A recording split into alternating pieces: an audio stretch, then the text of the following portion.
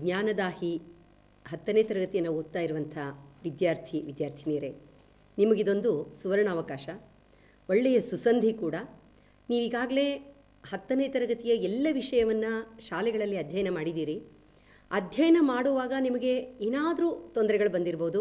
ಆ ತೊಂದರೆಗಳ ನಿವಾರಣೆಗಾಗಿ ಮತ್ತು ನೀವು ಕಲಿತಂಥ ಜ್ಞಾನ ಖಚಿತಗೊಳ್ಳಲಿಕ್ಕೆ, ದೃಢಗೊಳ್ಳಲಿಕ್ಕಾಗಿ ಈಗೊಂದು ನಮ್ಮ ಧಾರವಾಡ ಜಿಲ್ಲೆಯಿಂದ ಎಲ್ಲ ವಿಷಯಗಳ ಎಲ್ಲ ಮಾಧ್ಯಮಗಳಲ್ಲಿ ವಿಷಯವಾರು, ಅಧ್ಯಾಯವಾರು ಮತ್ತು ಪರೀಕ್ಷೆಗೆ ಸಂಬಂಧಿಸಿದಂತೆ ನಿಮಗೆ ಯಾವ್ಯಾವ ರೀತಿ ಟ್ರಿಕ್ಕನ್ನು ಬಳಸಿ ಸರಿಯಾದ ಉತ್ತರವನ್ನು ಬರೆದು ಅತಿ ಹೆಚ್ಚಿನ ಅಂಕವನ್ನು ಗಳಿಸ್ಕೊಳ್ಬಹುದು ಅನ್ನೋದಕ್ಕಾಗಿ ಒಂದು ಮಾರ್ಗದರ್ಶಿ ಕಾರ್ಯಕ್ರಮವನ್ನು ನಮ್ಮ ಧಾರವಾಡ ಜಿಲ್ಲೆಯ ಉಪನಿರ್ದೇಶಕರ ಕಾರ್ಯಾಲಯದಿಂದ ಹಮ್ಮಿಕೊಳ್ಳಲಾಗಿದೆ. ಈ ಕಾರ್ಯಕ್ರಮದ ಸದುಪಯೋಗವನ್ನು ತಾವೆಲ್ಲ ಖಂಡಿತವಾಗ್ಲೂ ಮಾಡ್ಕೊಳ್ತೀರಿ. ನಿಮ್ಮ ಮನದಾಳದಲ್ಲಿ ಏನೇನು ತೊಂದರೆಗಳನ್ನು ನೀವು ಅನುಭವಿಸ್ತಾ ಇದ್ದೀರಿ ವಿಷಯಕ್ಕೆ ಸಂಬಂಧಪಟ್ಟಂತೆ, ಅವುಗಳಿಗೆಲ್ಲ ಸೊಲ್ಯೂಷನ್ ತಗೊಂಡು ನಿಜವಾಗ್ಲೂ ಉತ್ತಮವಾದಂಥ ಫಲಿತಾಂಶವನ್ನು ಬರಲಿಕ್ಕೆ ಎಲ್ಲ ವಿಷಯಗಳ ಎಲ್ಲ ಮಾಧ್ಯಮಗಳ ಒಂದು ವಿಷಯವನ್ನು, ಜ್ಞಾನವನ್ನು ನಿಮಗೆ ಉಣಬಡಿಸ್ತಾ ಇದ್ದಾರೆ. ಇದು ಯೂಟ್ಯೂಬ್ನಲ್ಲಿಯೂ ಕೂಡ ಪ್ರಸಾರ ಆಗ್ತಾ ಇದೆ. ಇದರ ಸದುಪಯೋಗನ ಪಡ್ಕೊಂಡು ನಮ್ಮ ಧಾರವಾಡ ಜಿಲ್ಲೆ ಈ ವರ್ಷ ರಾಜ್ಯದಲ್ಲಿಯೇ ಪ್ರಥಮ ಸ್ಥಾನವನ್ನು ಗಿಟ್ಟಿಸಲಿಕ್ಕೆ ಈ ಒಂದು ಸದುದ್ದೇಶದಿಂದ ಈ ಕಾರ್ಯ ಹಮ್ಮಿಕೊಳ್ಳಲಾಗಿದೆ. ತಾವೆಲ್ಲ ಇದರ ಫಲವನ್ನು ಪಡ್ಕೊಂಡು ನಮ್ಮ ಧಾರವಾಡ ಜಿಲ್ಲೆಯನ್ನು ಕರ್ನಾಟಕ ರಾಜ್ಯದಲ್ಲಿ ಮಿಂಚುವಂತೆ ಪ್ರಥಮ ಸ್ಥಾನಕ್ಕೆ ಏರಿಸಿ ನಿಮ್ಮ ಭವಿಷ್ಯವನ್ನು ಕೂಡ ಬಂಗಾರಗಳಿಸ್ಕೊಳ್ಳಿ ಅಂತ ಹೇಳ್ತಾ, ತಮ್ಮೆಲ್ಲರಿಗೂ ಬರಲಿರುವ ಪರೀಕ್ಷೆಗಾಗಿ ಆ ಭಗವಂತ ಉತ್ತಮವಾದಂಥ ತಯಾರಿಯನ್ನು ಮಾಡಿಕೊಳ್ಳಿಕ್ಕೆ ಅವಕಾಶ ಮಾಡಿಕೊಡಲಿ. ಇದರ ಸದುಪಯೋಗವನ್ನು ಮಾಡಿಕೊಂಡು ಫಲವನ್ನು ನಮಗೆ ನೀಡ್ತೀರಿ ಅಂತ ಆಶಿಸಿ, ಎಲ್ಲ ವಿದ್ಯಾರ್ಥಿನಿಯರಿಗೆ ಈ ಪರೀಕ್ಷೆ ಶುಭವನ್ನೇ ತರಲಿ, ಒಳಿತನ್ನೇ ಮಾಡಲಿ ಅಂತ ಆಶಿಸ್ತಾ, ತಮ್ಮೆಲ್ಲರಿಗೂ ಶುಭವಾಗಲಿ, ಒಳಿತಾಗಲಿ.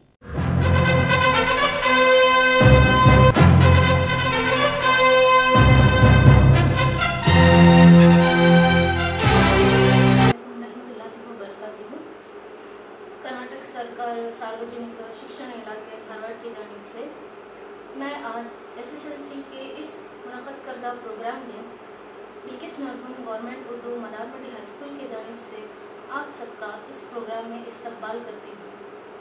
बच्चों, आज मैं आपको SSLC तलबा के लिए इस प्रोग्राम में साइंस पेपर के हवाले से चंद एक अहम सवालों पर रोशनी डालना चाहूँगी। बच्चों, आपको मालूम है साइंस पेपर में तीन हिस्से होते हैं, फिजिक्स, केमिस्ट्री और बायोलॉजी। वैसे तो तीनों हिस्से बहुत ही अहम हैं, पर मैं आज आपको इल्म हयातियात यानी कि बायोलॉजी, इस पर मबनी चंद एक सवालों पर रोशनी डालना चाहूँगी। तो बच्चों, बायोलॉजी यानी कि इल्म हयातियात में आपको कुल 27 मार्क्स के सवाल आएंगे, जिनमें से 6 असबाब और 13 शक्लों पर मबनी है। तो 6 असबाब की मास डिस्ट्रीब्यूशन कुछ इस तरह है।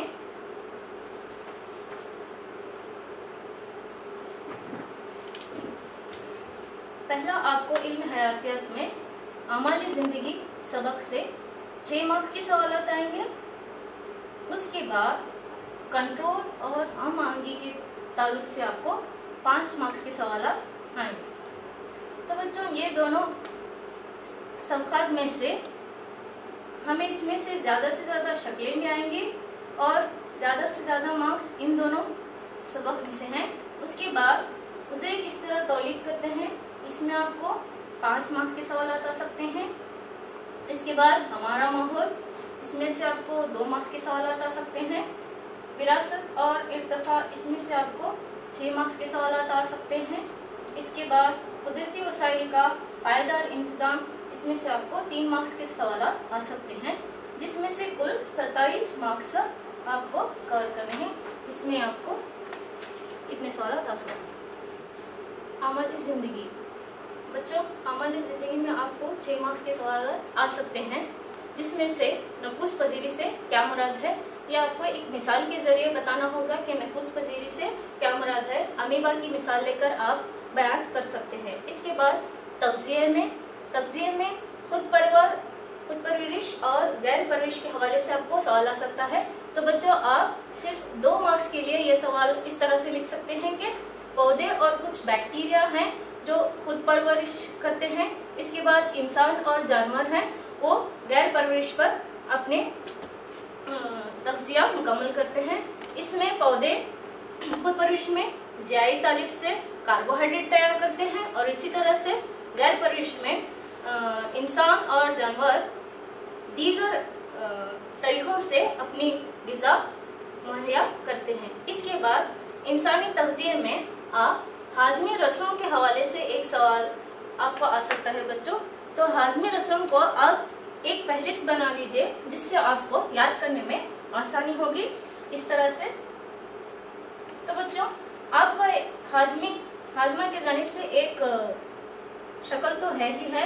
इसी में आप क्या करें, हाजमी रसों को एक तरफा आप लिख लें और उसके नीचे अफ़ाल भी आप लिख सकते हैं।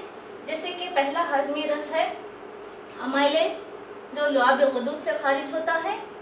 ये पेचीदा और सादा सालिमात को तकसीम करता है। इसी तरह से ग़िज़ाई नाली में जैसे ही ग़िज़ा गुजरते हैं मादा, यहाँ पर मादे में HCl और प्रोटियस एंजाइम खारिज होता है। हाजमी रस जो प्रोटीन को हजम करता है।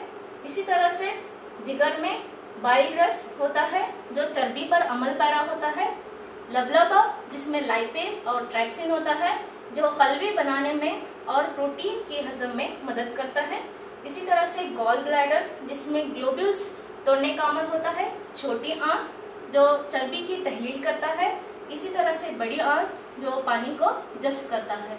इस तरह से आप हाज़मी रसों की फहरिस्त बना सकते हैं बच्चों। इसके बाद अमल तनफ़ुस में आपको पायरुवेट की तहलील पूछी जाएगी।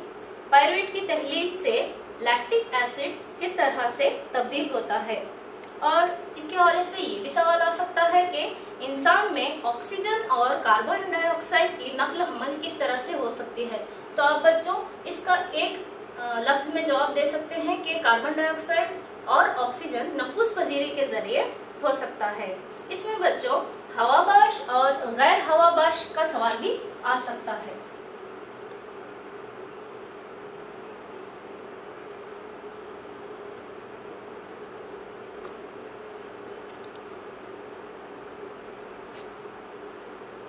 इसमें आप 2 से 3 फर्क आसानी से याद कर सकते हैं बच्चों। हवाबाश यानी जिसमें ऑक्सीजन होता है, यह आप लिख सकते हैं। ये गैर हवाबाश है जहां पर ऑक्सीजन की गैर मौजूदगी में होता है। इसके बाद बच्चों इसमें गैसों का तबादला होता है, यह आप बयान कर सकते हैं। इसके बाद इसमें ऑक्सीजन नहीं है इसीलिए इसमें गैसों का तबादला नहीं होता, आप बयान कर सकते हैं।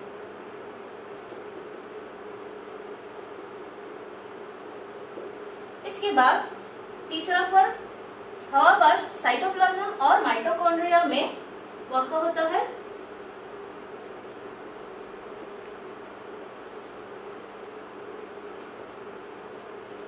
इसी तरह से यह गैर हवाबाश सिर्फ साइटोप्लाज्म में वाक़ा होता है, या आप लिख सकते हैं। इसके बाद एक और फर्क है, इसमें कार्बन डाइऑक्साइड और पानी हासिल होता है, जबकि इसमें कार्बन डाइऑक्साइड और अल्कोहल बनता है। तो इस तरह से बच्चों आप 2 मार्क्स के सवाल आसानी से याद रख सकते हैं। इसके बाद ये भी सवाल आ सकता है कि माइटोकॉन्ड्रिया में किस तरह का तनफुस देख सकते हैं। माइटोकॉन्ड्रिया में हवाबाश तनफुस आप देख सकते हैं, ये 1 मार्क्स के लिए सवाल आ सकता है। बच्चों आगे चलते हैं। नक्ल हमल के हवाले से ये सवाल आ सकता है कि मैमल्स और परिंदों में ऑक्सीजनेटेड और डीऑक्सीजनेटेड ब्लड अलहदा रखने का निज़ाम पाया जाता है और क्यों। यह आप इस तरह से लिख सकते हैं कि जानवरों को ज़्यादा तवानाई की ज़रूरत होती है, जो कि ये फेफड़ों में ऑक्सीजन और गैर ऑक्सीजन खून को अलहदा करके इस तरह का निज़ाम करते हैं। या इसके बाद आप फ्लोएम और जाइलम का काम बयान कर सकते हैं। इखराज के हवाले से भी सवाल आ सकता है बच्चों कि इसमें इंसानों में नेफ्रॉन किस तरह से काम करता है, या नेफ्रॉन का डबल फिल्ट्रेशन किस तरह से हो सकता है। तो आप बच्चों इसमें ये बयान कर सकते हैं कि अमाइनो एसिड, साल्ट, पानी और दीगर ग्लूकोज वगैरह दोबारा तख्तीर अमल होता है, ये बयान कर सकते हैं। चलिए बच्चों आगे इस अमाल ज़िंदगी में पूछे जाने वाले अशकाल से मुतल्लक़ जानकारी कुछ हासिल करेंगे। तो बच्चों इसमें आपको 7 अशकाल आने वाले हैं। पहली शक्ल है पत्ते की तूली तरह शक्ल जो आपको 3 मार्क्स के लिए आने वाली है। इसके बाद स्टोमेटा बंद या खुले हुए स्टोमेटा, इसमें आपको फर्क बताना है। मैंने आपको यहाँ पर एक खुला हुआ स्टोमेटा दिखाया है, आप इसको थोड़ा सा सिकुड़ता हुआ दिखाकर बंद स्टोमेटा की शक्ल भी दिखा सकते हैं। इसके बाद एलिमेंट्री कैनल या अमल हाजमा की शक्ल भी आ सकती है 3 मार्क्स के लिए। इसके बाद हमारी जिंदगी में इंसानी दिल की शक्ल आ सकती है 4 मार्क्स के लिए, ये बच्चों अहम है। इसके बाद अमल अखराज में ये शक्ल आ सकती है 2 मार्क्स के लिए। इसके बाद नेफ्रॉन की शक्ल 3 मार्क्स के लिए, और आखिर में अमल तनफ्फुस, ये आपको 4 मार्क्स के लिए शक्ल आ सकती है। तो ये बच्चों अहम शक्लें हैं, रोज़ाना आप इनकी मश्क करें तो बहुत ही आसानी होगी। आइए बच्चों अब हम दूसरे बाब की ओर बढ़ते हैं। दूसरा बाब है कंट्रोल और आमहंगी। इसमें असली निज़ाम के हवाले से सवाल आ सकता है कि मालिका किसे कहते हैं। एग्जाम के आखिरी सिरे से बरकी हिजान में कीमियाई अशिया का अफराज मालिका कहलाता है। या आप 1 मार्क्स के लिए सवाल का जवाब लिख सकते हैं। और एक सवाल, माखूस खौज से क्या मुराद है। माखूस खौज आसाबी उज़लात में हरकत के अमल से या सिग्नलों का पता लगाने के लिए इसके तय रद्द अमल का काम है। इसको माखूसी हरकत कहते हैं। या माखूसी हरकत के अलावा एक और भी आपको सवाल आ सकता है, माखूसी हरकत और टहलने में क्या फ़र्क है। इसके बाद बच्चों आपको इंसानी दिमाग के हवाले से सबक आ सकता है। इंसानी दिमाग के हवाले से इनमें 3 हिस्सों में तकसीम किया गया है, जैसे कि अगला हिस्सा, पिछला हिस्सा और वस्ती हिस्सा। इसमें आपको ऐसा सवाल भी आ सकता है कि अगला हिस्सा सेरेब्रम का क्या काम है। ये बड़ा हिस्सा होता है जो सोचने, समझने, याददाश्त और गौर फिक्र करने में मदद करता है। इसी तरह से सेरेबेलम का क्या काम है। सेरेबेलम में सीधा चलना, पेंसिल पकड़ना और साइकिल चलाना वगैरह काम अंजाम नहीं होता है। इसके बाद दिमाग के आफाल से जुड़ा हुआ सवाल इस तरह भी आ सकता है बच्चों, मैं आपको एक वीडियो में बताऊंगी। इस तरह से एक हिस्से में आफाल दिया जाएगा और दूसरे हिस्से में आपको उन हिस्सों के नाम दिए जाएंगे। पहला, माहौल में होने वाली अचानक तब्दीली के तहत रद्द अमल किस तरह से हो सकता है। रद्द अमल आपको बताना है, जैसे कि माकूस कौज, अचानक तब्दीली माकूस कौज के हवाले से होती है। गैर इख्तियारी कामों की दुरुस्तगी और सोचने का मरकज ये मेडुला में होता है। इसी तरह से इख्तियारी कामों की दुरुस्तगी और जिस्म का तवाज़ुन और दफा का जिम्मेदार कौन होता है, यह है सेरिबेलम। इसी तरह से चौथा है मरकजी आसाबी निज़ाम और जिस्म के तमाम हिस्सों में राबिता कायम रखना है, यह पेरिफेरल नर्वस सिस्टम का काम है। इस तरह से जोड़ियाँ आपको आ सकती हैं, तो आप इस तरह की मश्क ज़रूर करें। इसके बाद बच्चों पौधों में हम आंगी से सवाल आ सकता है, पौधे किस तरह से महरकत के तय रद्द अमल करते हैं। पौधे प्रोटीन से नहीं बल्कि पानी की मिकदार कम या ज़्यादा से महरकत के तय हरकत करते हैं। इस तरह से मखसूस प्रोटीन तो नहीं होते उनमें, पानी की मिकदार से। मिसाल के तौर पर आप छुई मुई का पौधा दे सकते हैं। पौधों में नमू की वजह से हरकत आप देख सकते हैं बच्चों। नमू की वजह से हरकत 4 किस्म के होते हैं, जैसे कि आपको पता है, जियोट्रोफिज्म,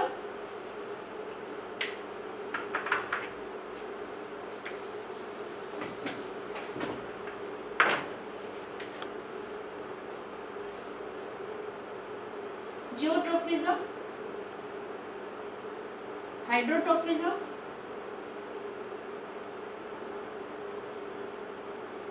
फोटोट्रोफिज्म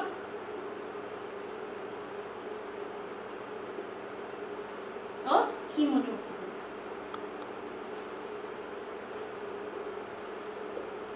जियोट्रोफिज्म यानी कशिश सखल के तय हरकत, हाइड्रोट्रोफिज्म पानी के तय रद्द अमल, फोटोट्रोफिज्म रोशनी के तय रद्द अमल, कीमोट्रोफिज्म केमिकल्स के जरिए रद्द अमल आप देख सकते हैं। जानवरों में हार्मोन क्या है। हार्मोन ये एक अमाइनो तुर्शे हैं जो एक फीडबैक मैकेनिज्म के जरिए कंट्रोल करते हैं। तो बच्चों आप पहले पौधों में हार्मोन के तहत एक फहरिस्त बना लीजिए जिससे आपको जाने में आसानी होगी। उसके बाद जानवरों में हार्मोन की तरफ बढ़ेंगे। इसके बाद पौधों में हार्मोन जैसे कि ऑक्सिन, जिबरलिन, एब्सिस और साइटोकिनिन, इनके एक फल भी लिख दीजिए एक डायग्राम में, आपको याद करने में आसानी होगी। जैसे कि ऑक्सिन तने की लंबाई पर काबू पाता है। इसी तरह से जिबरलिन तने की नमो में मदद करता है।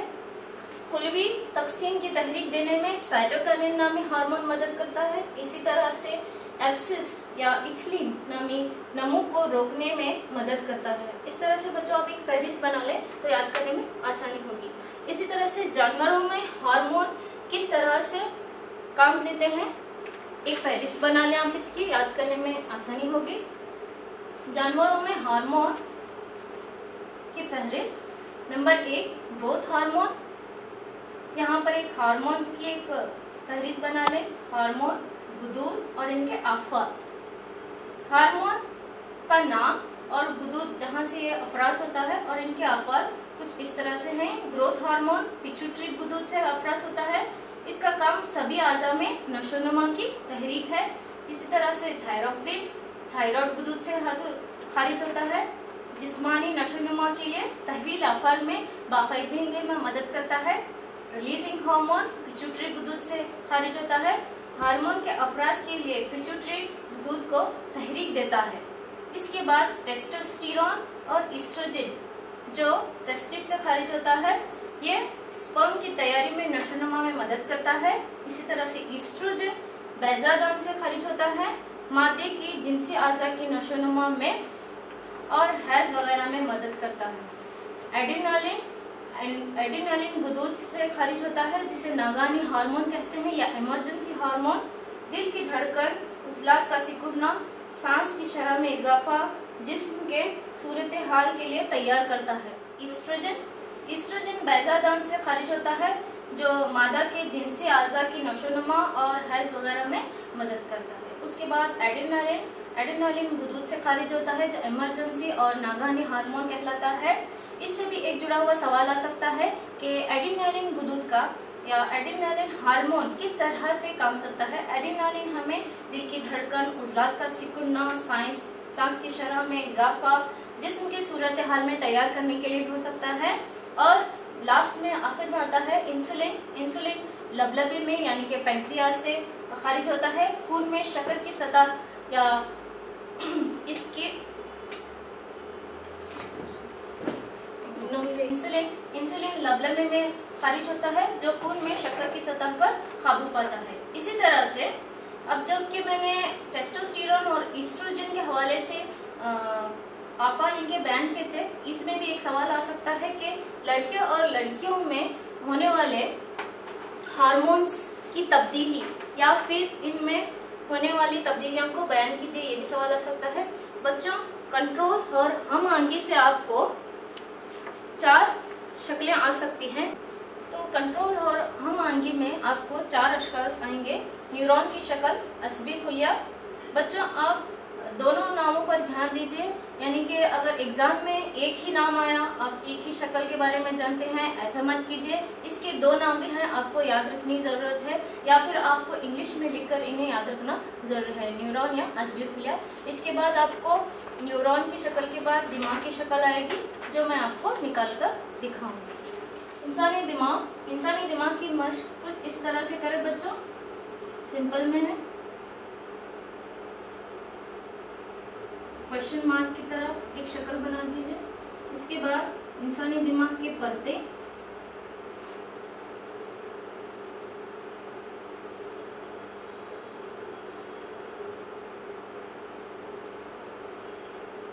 तीन परतें जिसे मेनिंजाइटिस कहते हैं। उसके बाद बच्चों दिमाग का वस्ती हिस्सा इस तरह से ड्रॉ कीजिए।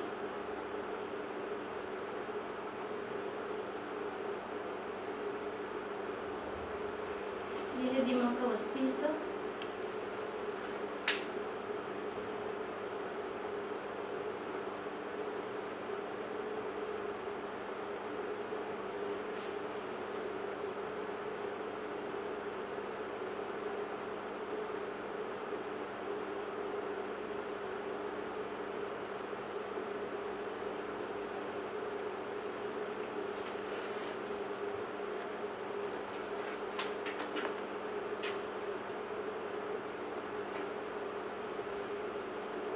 ये है अगला हिस्सा जिसे सेरेब्रम कहते हैं। ये है वस्ती हिस्सा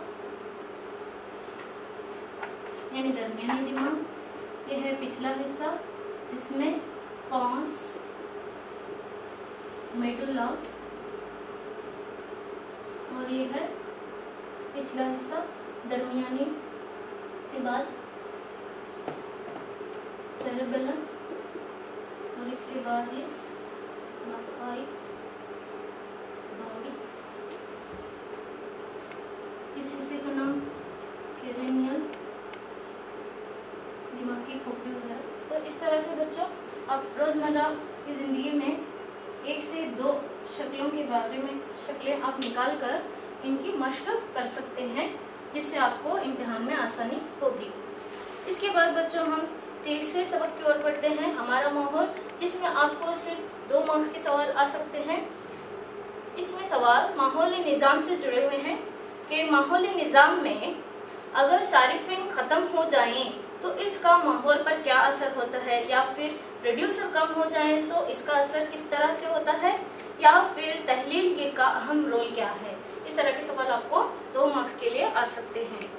इसके बाद सारिफिन के दर्जे आपको पूछे जाएंगे, जिनमें से आप 2 नाम या 3 नाम जैसे कि नबातात खोर, गोश्त खोर, हम खोर और तुफील या इस दर्जे में आप बयान कर सकते हैं। इसके बाद ग़िज़ाई ज़ंजीर के हवाले से आपका सवाल आ सकता है कि ग़िज़ाई ज़ंजीर किसे कहते हैं, या जाल से क्या मुराद है, या फिर ग़िज़ाई दर्जे के मरहले बयान कीजिए। यहाँ पर ग़िज़ाई ज़ंजीर का हर एक मरहला तग़ज़ी दर्जा कहलाता है, जिसे हम T1, T2 या T3 के इस तरह से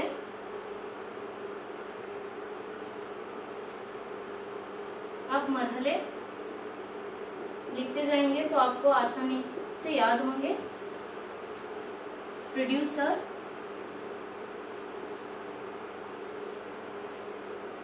इसके बाद सारिफ जिसमें इब्तदाई सारिफ, इसके बाद सानवी सारिफ, उसके बाद सालसी सारिफ। तग़ज़ी दर्जात को आप इस शक्ल के जरिए याद कर सकते हैं बच्चों। प्रोड्यूसर पहला तग़ज़ी दर्जा, इब्तिदाई सारिफ, सानवी और सालिसी, जिसमें प्रोड्यूसर नबातात आएंगे, दूसरे में इब्तिदाई नबातात खोर, सानवी में छोटे गोश्त खोर, सालिसी में बड़े गोश्त खोर। इसमें यह सवाल भी आ सकता है बच्चों कि कौन से तग़ज़ी दर्जे में ज़्यादा जानदार पाए जाते हैं।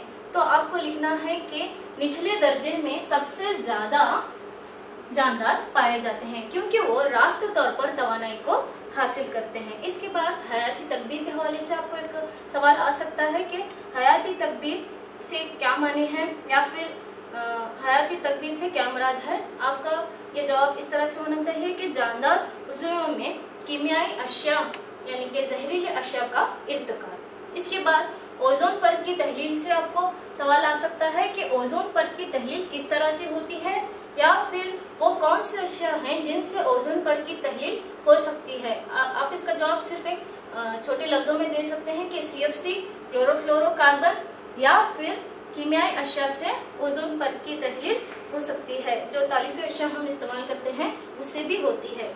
इसके बाद आपको हयाती तनज़्ज़ुल पज़ीर अशिया से भी सवाल आ सकता है कि इसमें कौन कौन से हयाती तनज़्ज़ुल पज़ीर अशिया हैं, जैसे कि आप लिख सकते हैं कागज़, मिट्टी के बर्तन, कपड़ा वगैरह।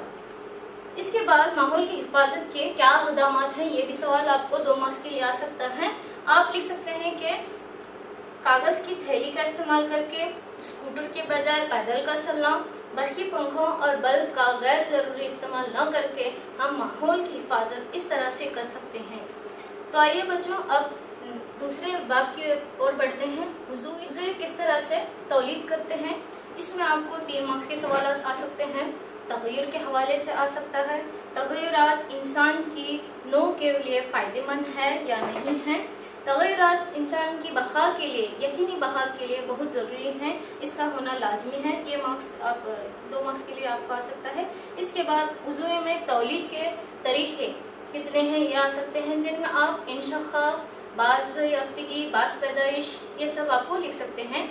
मिसाल के तौर पर इंशकाक फिजन, ये इसमें दो तरीके के हैं, दोहरा इंशकाक और कसीर इंशकाक। दोहरा इंशकाक में आप अमीबा और लश्मानिया नामी मिसाल लेकर आप इंशकाक की मिसाल दे सकते हैं। इसके बाद कसीर तौलीद में आप प्लाज्मोडियम की मिसाल दे सकते हैं। इसके बाद पारगी यानी कि फ्रैगमेंटेशन, जो छोटे छोटे टुकड़ों में तब्दील होकर नए अफराद बनते हैं, आप इसमें स्पाइरोगैरा की मिसाल दे सकते हैं। इसी तरह से बास पैदाइश में प्लानेरिया की मिसाल दे सकते हैं। क्लियाना यानी कि बडिंग, इसमें हाइड्रा की मिसाल दे सकते हैं।